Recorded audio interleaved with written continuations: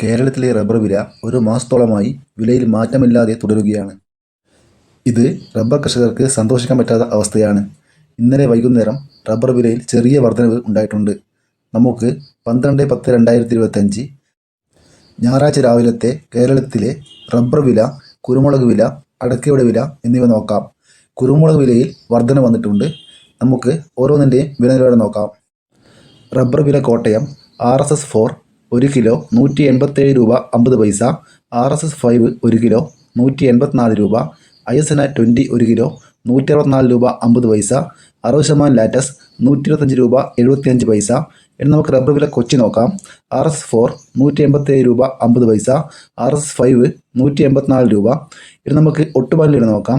80% DRC 122 രൂപ 50 പൈസ, 75% DRC 114 രൂപ 85 പൈസ, 60% DRC 91 രൂപ 88 പൈസ, 70% DRC 101 രൂപ.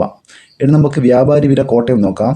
RSS-4 1 കിലോ 179 രൂപ 50 പൈസ, RSS-5 1 കിലോ 176 രൂപ, ISS 161 രൂപ 50 പൈസ മുതൽ 162 രൂപ വരെ. ഇനി നമുക്ക് ലാറ്റക്സിന് വില നോക്കാം. ഫീൽഡ് ലാറ്റക്സ് 162 രൂപ. ഇനി നമുക്ക് കേരളത്തിലെ ഗ്രേഡ് ഇനം ഷീറ്റിൻ്റെ വില നോക്കാം.